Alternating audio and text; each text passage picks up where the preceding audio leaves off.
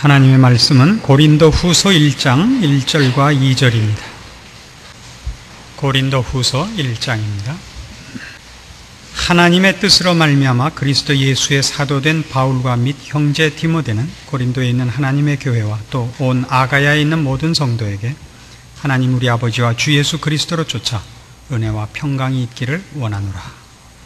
2절 말씀까지 보았습니다.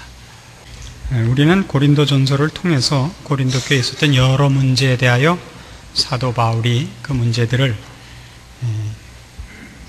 신앙인의 시각으로 어떻게 풀고 어떤 문제점들을 우리가 분석해야 되고 답을 어떤 식으로 찾아야 하는가 하는 여러 문제를 살펴보았었습니다. 이제 고린도 후서는 그 고린도 전서와 맥을 같이 하는 여러 가지 그 상황이 있습니다만은 하나 다른 것이 있다면 이제 고린도 교회가 고린도 전서, 즉 앞에 보낸 편지를 받고 나서 이제 많이 회개한 후에 이 바울이 두 번째 보낸 편지라는 점만 다릅니다. 여러 면에서 고린도 교회가 스스로 회개하고 자체의 신앙 문제들을 해결했습니다마는 고린도 후서를 쓰는 이 당시에도 아직 커다란 문제가 하나 남아 있었습니다. 그건 뭐냐면 고린도 교회 내에 거짓 교사들이 있어가지고 잘못 가르치는 사람들이 있어가지고 특별히 바울에 대하여 반대 입장을 표하고 바울이 가르친 것과 다른 것을 주장하는 사람들이 있었습니다. 그래서 그러기 위해서는 바울 개인을 공격해야 됐던 것입니다. 바울과 다른 것을 가르치기 위해서 바울의 사도권을 공격하는 일이 일어나서 그의 사도권을 공격하기 위해서 실제적인 그를 의심시키고 그를 향한 고린도 교회 교인들의 신뢰를 흔들기 위해서 바울이 고린도 교회를 방문하겠다고 한 약속을 이제 변경한 문제로 그가 언행이 일치하지 못하는 사람이라 하는 하나의 공격과 또 하나는 자꾸 이제 헌금을 강조하고 있고 그걸 이제 예루살렘 교회의 어려운 자들을 돕기 위해서 헌금을 약속시켰는데 이 헌금을 개인적으로 착복한다 하는 이제 모략이 하나 생기게 됐습니다.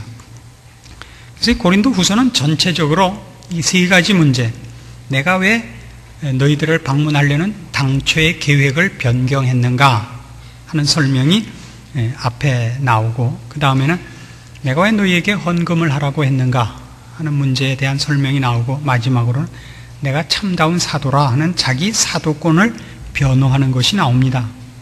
근데 이 글을 쓰면서도 이러한 심각한 문제, 특별히 개인적인 공격을 받고 있는 마당에서도 그 편지의 시작이나 끝은 오늘 우리가 본문에서 본 바와 같이 하나님의 뜻으로 말미암아 그리스도 예수의 사도된 바울과 및 형제 디모데는 이렇게 나오는 겁니다.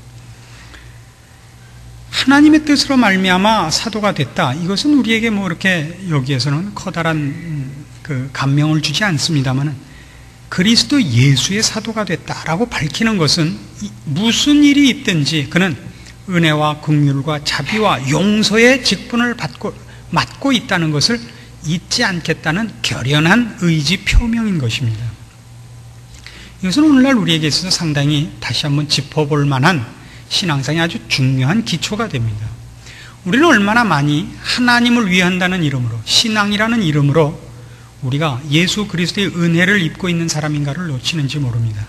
그런 면에서 이 고린도 전서나 후서 모두를 다 사도 바울이 개인적인 공격을 받고 억울함과 어떤 면에서 그 참 정떨어지는 일을 당하면서도 그가 그리스도 예수의 사도된 직분을 성실히 수행하고 있는 것을 봅니다. 그래서 2절에 있는 바와 같이 하나님 우리 아버지와 주 예수 그리스도로 쫓아 은혜와 평강이 있기를 원하노라 하는 평화의 인사를 그리고 참으로 온유하고 예수 그리스도의 사도다운 그의 직분을 수행하고 있는 모습을 보게 됩니다. 그래서 이런 일들은 오늘 이 처음 시간에 고린도 후서 전체에 앞에서 설명한 바와 같은 그런 세 가지 중요한 내용들에 대한 대표적인 그 내용들을 우리가 이제 뽑아 보면서도 그 문제들을 바로 이런 예수 그리스도의 사도된 자로서 어떻게 지적하고 풀어가고 있는가 하는 것을 우리가 고린도후서 전체의 특징으로 살펴보려고 하는 것입니다. 1장 12절에서 2장 4절에 걸쳐서 그가 왜 이 여행을 고린도 교회를 방문하겠다는 당초의 계획을 변경할 수밖에 없었는가 하는 설명이 나옵니다. 12절 우리가 세상에서 특별히 너희에게 대하여 하나님의 거룩함과 진실함으로써 하되 육체의 지혜로 하지 아니하고 하나님의 은혜로 행함은 우리 양심에 증거하는 바니 이것이 우리의 자랑이라. 오직 너희가 읽고 아는 것 외에 우리가 다른 것을 쓰지 아니하노니 너희가 끝까지 알기를 내가 바라는 것은 너희가 대강 우리를 아는 것 같이 우리 주 예수의 날에 너희가 우리의 자랑이 되고 우리가 너희의 자랑이 되는 것이라. 내가 이 확신을 가지고 너희로 2번 은혜를 얻게 하기 위하여 먼저 너희에게 이르렀다가 너희를 지나 마게도냐에 갔다가 다시 마게도냐에서 너희에게 가서 너희가 보내줌으로 유대로 가기를 경영하였으니 이렇게 경영할 때 어찌 경홀히 하였으리요. 혹 경영하기를 육체를 쫓아 경영하여 예하고 아니라 하는 일이 내게 있었겠느냐. 하나님은 미쁘시니라. 우리가 너희에게 한 말은 예하고 아니라 함이 없노라. 우리 곧 나와 실루아노와 디모데로 말미암아 너희 가운데 전파된 하나님의 아들 예수 그리스도는 예하고 아니라 함이 되지 아니하였으니 저에게는 예만 되었느니라. 하나님의 약속은 얼마든지 그리스도 안에서 예가 되니 그런즉 그로 말미암아 우리가 아멘하여 하나님께 영광을 돌리게 되느니라. 우리를 너희와 함께 그리스도 안에서 견고케 하시고 우리에게 기름을 부으신 이는 하나님이시니 저가 또한 우리에게 인치시고 보증으로 성령을 우리 마음에 주셨느니라. 내가 내 영혼을 두고 하나님을 불러 증거하시게 하노니 다시 고린도에 가지 아니한 것은 너희를 아끼려 함이라. 우리가 너희 믿음을 주관하려 하는 것이 아니요 오직 너희 기쁨을 돕는 자가 되려 함이니 이는 너희가 믿음에 섰음이라. 처음에 너희에게 가려고 내가 작정을 했을 때 그게 그저 이렇게 가벼운 생각 속에서 한 것도 아니고 그저 문득 떠오른 생각에 이렇게 결정을 한 것이 아니라 깊은 생각 속에 했었다. 그러나 가지 않기로 바꾼 가장 큰 이유가 뭐냐? 그러면 23절에 있는 것 같이 너희를 아끼려 함이라 이겁니다. 너희를 아끼려 함이라. 그래서 너희를 아끼려 함이라 하는 것은 뭐냐 하면 잘못된 당시에 사도 바울이 고린도 교회를 갔으면 그때는 심판권을 행사할 수밖에 없었기 때문이라 이겁니다. 그때 사도 바울이 진리와 하나님의 영광을 향하여 갖고 있는 어떤 공부는 그가 느끼는 공부는 그때 그 일들에 대하여 틀림없이 어떤 심판권을 행사하여 그들을 치리하고 벌하는 일이 앞섰을 것이라. 내가 너희를 그리스도 예수의 사도로서 벌하고 책망하는 직분보다 용서하고 회복하는 직분이 승리하게끔 하기 위하여 내가 그 시간을 미루었느니라. 이것이 변경 사유다 이겁니다. 우리는 칼 뽑는 일에 급하지요. 늘 칼 뽑는 일에 급하지요. 언젠가도 그런 설명을 예화를 드린 적이 있습니다만 그 링컨이 대통령이 됐을 때 링컨을 찾아와서 여러 가지 청탁을 하는 사람이 있었습니다. 그 링컨이 아주 지혜가 많은 사람인데 이런 청탁에 대해서 특히 지혜를 많이 발휘했다고 합니다. 이 사람이 얼마나 훌륭한 사람인가. 그러니까 이 사람을 꼭 써주십시오. 이 인사청탁이 의외로 많았다 그래요. 이 사람을 무슨 장관으로, 차관으로, 무슨 국장으로. 그래서 듣습니다. 그래서 그렇게 훌륭하신가요? 예, 참 훌륭하군요. 그래서 끝에 이렇게 합니다. 그렇게 훌륭한 분에게 이 자리를 드리는 것은 그분에게 모욕입니다. 이렇게 그 일을 모면했다 그래요. 누구를 추천하러만 오는 것이 아니라 사람이란 추천하는 것보다 훨씬 많이 누구를 공격하러 오는 법입니다. 누구는 죽일 놈입니다. 이게 훨씬 많거든요. 이 사람은 놔두면 안 됩니다. 이건 뭐 해갖고 그저 늘 와서 그 송사하는 사람이 많았단 말이죠. 근데 그 대통령과 가까운 그 측근인 강녀 하나가 같은 강녀 중에 그 몹시 그 대통령에게도 못되게 구는 강녀가 하나 있어서 참고 참다가 자기 자신을 위하여 또 그다음에 대통령을 위하여 그를 드디어 벌 주기로 했습니다. 그래서 이제 편지를 써갖고 와서 이제 편지를 읽는 겁니다.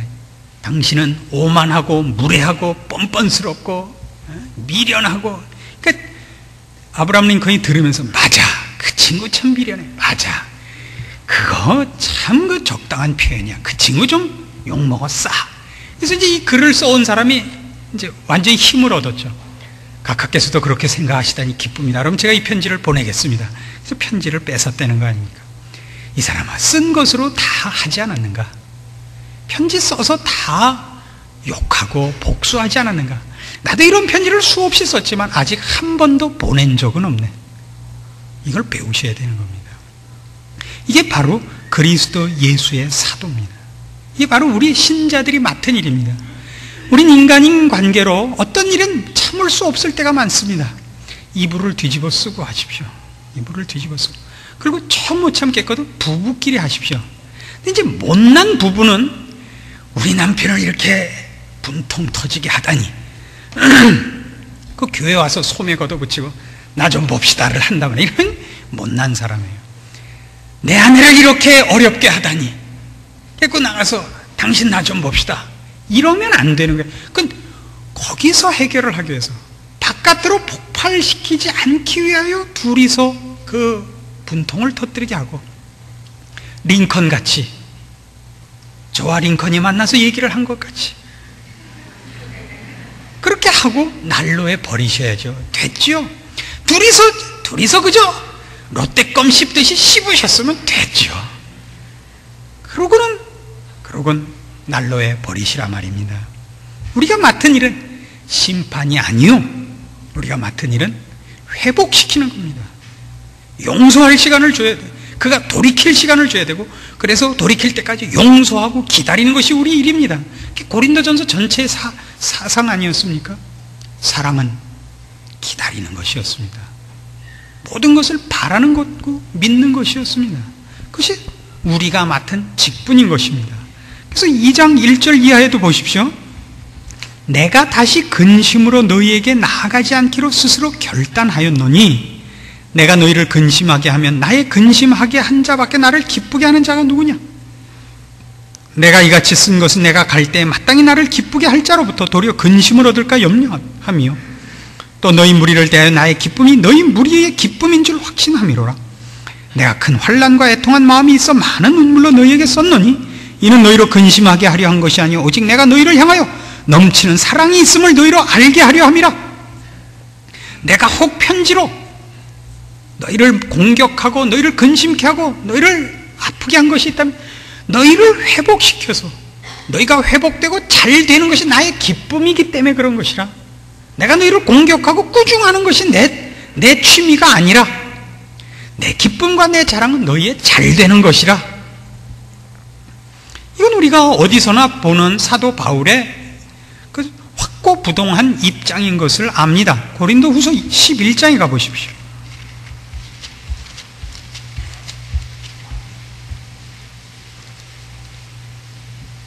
고린도후서 11장 28절 이외의 일은 고사하고 오히려 날마다 내 속에 눌리는 일이 있으니 곧 모든 교회를 위하여 염려하는 것이라. 누가 약하면 내가 약하지 아니하며 누가 실족하게 되면 내가 애타하지 않더냐. 내가 부득불 자랑할지 내 나의 약한 것을 자랑하리라. 이게 사도 바울이 그리스도 예수의 사도된 가장 뚜렷한 표입니다. 누가 약하면 내가 약하지 아니하며 누가 실족하게 되면 내가 애타하지 않더냐. 이것이에요. 우리는 상대방을 고치는데 상대방이 얼마나 못났느냐를 지적하는 것으로서 자기 역할을 하려고 그래요. 그래서 제가 언젠가도 여러 번 강조했듯이 난 참 이상해 이 말은 하지 말라 그랬죠. 이제 마지막 경고예요. 난 참 이상해. 그럼 이번엔 이제 가위로 혓바닥을 자르자죠. 그 말은 하죠. 그건 무슨 뜻이야? 나로서는 도저히 그런 일을 할 수 없는데 왜 했느냐. 어떻게? 나는 이해가 안 가죠. 그 깊은 속을 어떻게 다 이해하겠어요? 차를 몰고 가는데 누가 뛰어들어오는데 참으로 재밌게도 그 운전자가 뛰어들어오면서 이쪽을 안 보고 저쪽을 보고 뛰어들어와요. 차는 이쪽에서 가고 있는데 제 옆에 탔던 박동준 목사라고 이러면 안 밝히겠죠. 아니 저 사람 미친 거 아니야? 저 어떡하려고 저래? 그럼 완전히 눈이 튀어나왔어요. 제가 한마디 가르쳐줘요. 박 목사, 그 깊은 속을 우리가 어떻게 알겠어? 그 깊은 속을 우리가 어떻게 알겠어? 그 무한한 지혜와 그 한없는 심려를 우리가 알 수가 없는 것입니다. 우리는 다만 경이롭게 바라만 볼 뿐입니다.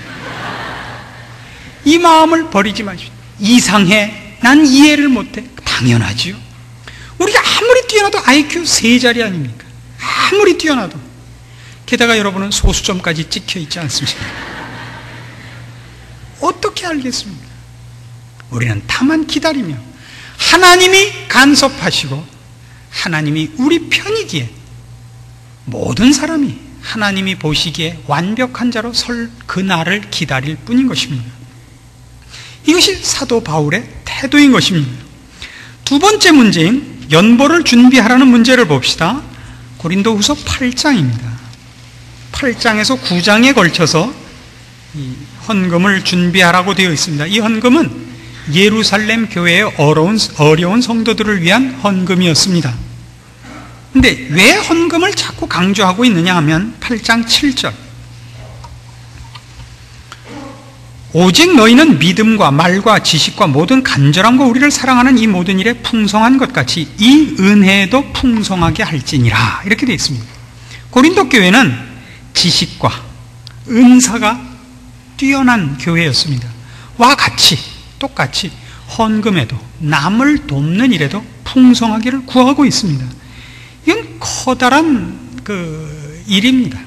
남을 돕는다는 것은 아무나 하는 일이 아니고 누구나 할 수 있는 일이 아닙니다. 많이 가지면 하는 일이 아닙니다. 가진 사람이 돕는 것이 아니고 그리스도의 마음을 품은 사람만이 남을 도울 수 있습니다. 그래서 9장 7절에 가시면 그래서 뭐라고 작가 그러느냐 하면, 각각 그 마음에 정한 대로 할 것이요 인색함으로나 억지로 하지 말지니 하나님은 즐겨내는 자를 사랑하시느니라. 하나님이 능히 모든 은혜를 너희에게 넘치게 하시나니 이는 너희로 모든 일에 항상 모든 것이 넉넉하여 모든 착한 일을 넘치게 하게 하려 하심이라.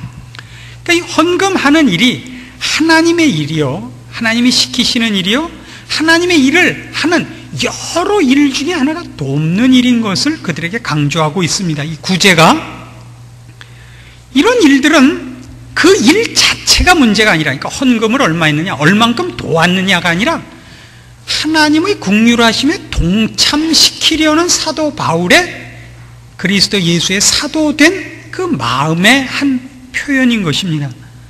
이 고린도 교회 교인들로 하여금 이 일에도 남에게 지지 않는 자, 하나님의 자녀다운 영광의 자리에 서게 하려는 그런 일념으로서 헌금을 강조하고 있지, 어떤 큰 사업, 큰 구제라는 하나의 사업, 어떤 행사로서 자기를 증명하려는 의도는 전혀 없습니다. 우리는 그런 사상을 빌립보서 4장에서 봅니다. 빌립보서 4장 10절입니다. 내가 주 안에서 크게 기뻐함은 너희가 나를 생각하던 것이 이제 다시 싹이 남이니 너희가 또한 이를 위하여 생각은 하였으나 기회가 없었느니라. 내가 궁핍함으로 말하는 것이 아니라 어떠한 형편에든지 내가 자족하기를 배웠노니 내가 비천에 처할 줄도 알고 풍부에 처할 줄도 알아. 모든 일에 배부르며 배고픔과 풍부와 궁핍에도 일체 비결을 배웠노라. 내게 능력 주시는 자 안에서 내가 모든 것을 할 수 있느니라. 그러나 너희가 내 괴로움에 함께 참여하였으니 잘하였도다. 빌립보 사람들아, 너희도 알거니와 복음의 시초에 내가 마게도냐를 떠날 때 주고받는 내 일에 참여한 교회가 너희 외에 아무도 없었느니라. 데살로니가에 있을 때에도 너희가 한 번 두 번 나에 쓸 것을 보내었도다. 내가 선물 구함이 아니요 오직 너희에게 유익하도록 과실이 번성하기를 구함이라. 여기 사도 바울의 그 입장이 얼마나 잘 나와 있습니까?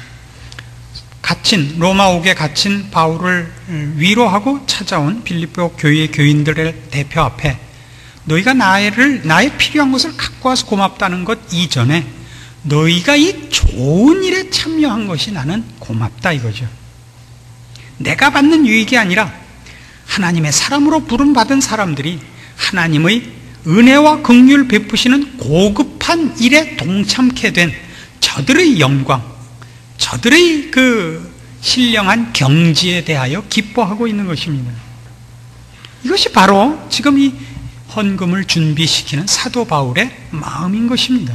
어떻게 해서든지 고린도 교회 교인들로 하여금 하나님께서 하시는 큰 사역에 동참케 하여 저들로 그 하나님 앞에 크게 쓰임을 받으며 그 일을 통하여 저들이 어떻게 해서든지 유익 얻게 하려는 그 마음이 사도 바울로 하여금 이 헌금 문제를 강요하고 있지, 그걸 그 중에 어떤 이들이 공격한 바와 같이 개인적으로 착복하려는 마음은 정말 없는 것이고, 또는 그런 일들을 통해서 자신이 얼마나 능력이 있는가, 자신이 얼마나 큰 일을 하는가라는 자기 증명용으로 쓸 생각은 추호도 없는 것입니다.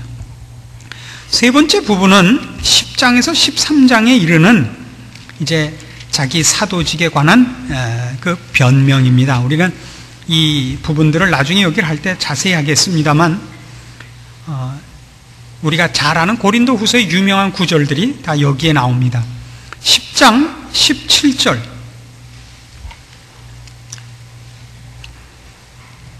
자랑하는 자는 주 안에서 자랑할지니라. 옳다 인정함을 받는 자는 자기를 칭찬하는 자가 아니요 오직 주께서 칭찬하시는 자니라. 사도 바울의 사도권을 공격하며 거짓된 교사들이 자기네가 옳고 바울이 틀렸다는 것을 공격할 때 바울의 답은 이겁니다. 자기가 옳으냐 그르냐 하는 것은 하나님의 고난이지 자기가 자기를 증명할 방법은 없다 이겁니다. 바울이 이것을 말함으로써 이 시험을 이기고 있습니다. 이 시험을. 근데 10장 8절에 보시면 주께서 주신 권세는 너희를 파하려고 하신 것이 아니요 세우려고 하신 것이니 내가 이에 대하여 지나치게 자랑하여도 부끄럽지 아니하리라. 처음부터 있었던 거예요. 우리가 오늘 본 본문 같이 1장 1절과 2절에 나온 그 사상이란 말이에요. 주께서 주신 권세는 파는 권세가 아니라 세우는 권세란 말이죠. 사도가 맡은 직분도 그거고 오늘날 우리 신자들이 받은 책임도 이겁니다. 우리는 세우기 위하여, 세움을 위하여 하나님의 자녀로 어떤 일들에 동참하고 있지, 심판하고 분쇄하고 무너뜨리는 일에는 사실은 부름을 받고 있지 않은 것입니다. 그래서 12장 14절에 가시면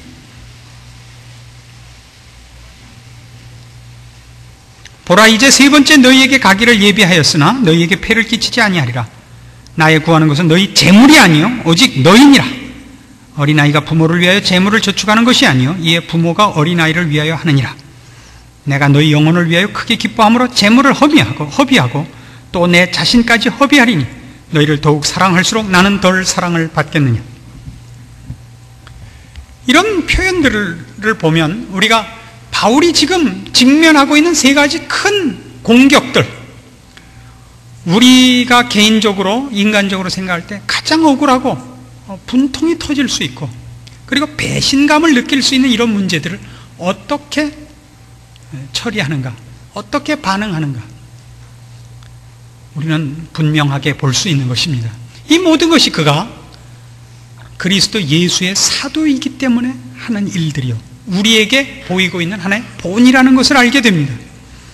그래서 13장 끝을 이렇게 맺습니다. 13장 11절, 마지막으로 말하노니 형제들아 기뻐하라. 온전케 되며 위로를 받으며 마음을 같이하며 평안할지어다. 또 사랑과 평강의 하나님이 너희와 함께 계시리라. 거룩하게 입맞춤으로 서로 문안하라. 모든 성도가 너희에게 문안하느니라. 주 예수 그리스도의 은혜와 하나님의 사랑과 성령의 교통하심이 너희 무리와 함께 있을지어다. 이 마음을 놓치지 않아야 됩니다. 우리가 고린도 후서 11장 12장을 잘 알고 있습니다. 거기 바울의 어떤 인간적인 고뇌와 아픔들이 많이 기록되어 있기 때문에 우리가 그런 대사도 이 바울의 인간적인 갈등과 고통들을 통하여 우리가 많은 위로를 받습니다. 그러나 그것마저도 바울이 자기를 증명하려고 하거나 자기를 변명하려고 하는 것이 아니라 이 어려운 일을 당하여 바울을 공격하고 의심하고 바울이 시키는 하나님의 일들에 대하여 분별력이 없기 때문에 일어나는 어린 성도들인 고린도 교회 교우들의 갈등과 의심을 풀어서 저들을 든든히 세우는데 도움이 되기 위해서 자기의 여러 가지 개인적인 일들을 써놓지 자기 자신을 위해서 써놓는 것은 없다 말입니다.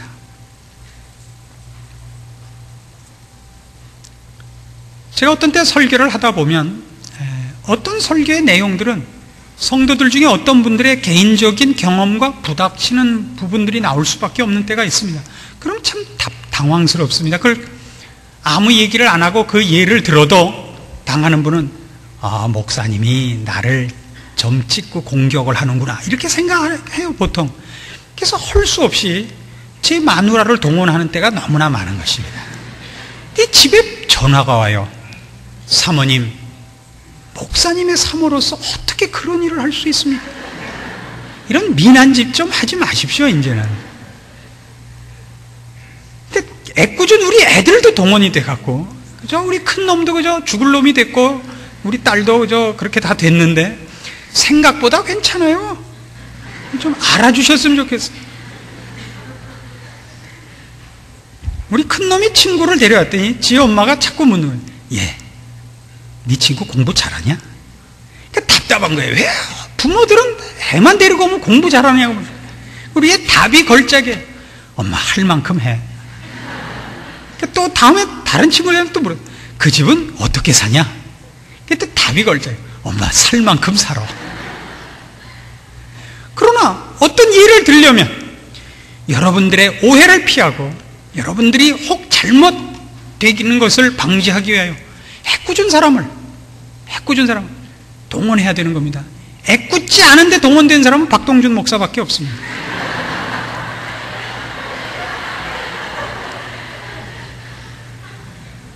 우리가 맡은 일이 뭔지 아시겠죠? 우리가 맡은 일이, 우리는 그리스도 예수의 다 증인들입니다. 우리가 그동안 받았던 은혜와 긍휼, 하나님의 한없으신 기다려 주심으로 말미암은 오늘 우리의 이 자리를 또 많은 사람들에게 하나님께서 나눠주시기를 원하십니다. 우리는 결단코 심판권을 행사하는 것을 부탁받고 있지 않습니다. 우리는 용서하고 기다리고 기도하고 저들을 위하여 우리가 쓸모 있는 것을 기뻐해야 됩니다. 우리가 당하는 모든 오해들을 통하여 많은 사람들이, 많은 영혼들이 치유된다는 걸 잊지 마십시오. 오늘 사도 바울이 당한 고통과 어려움만큼 당하는 사람은 거의 없습니다. 사도 바울의 이 삶을 통하여 그의 보인 본을 통해서 오늘 우리의 신앙이 한껏 높아지고 깊어지기를 권하는 것입니다. 기도하십시다. 하나님 아버지 은혜를 감사합니다. 하나님께서 우리에게 오래 참으심으로 오늘 우리가 이 자리에 있게 되었습니다. 우리를 위하여 우리 주 예수 그리스도께서 피 흘리시고 기도하셨고 대신 죽으셨습니다. 오늘 우리가 우리 친구를 위하여 마땅히 목숨을 버리는 자리까지 가야 합니다. 우리로 주님의 마음을 품게 하옵소서. 그리스도를 본받게 하시옵소서. 십자가를 지는 자리까지 기꺼이 가게 하시옵소서. 그리하여 그리스도의 법을 성취하며 우리에게 베푸신 그리스도의 사랑과 구원이 우리의 존재와 삶을 통하여 드러나게 하시옵소서. 열매 맺게 하시옵소서. 예수님의 이름으로 기도합니다.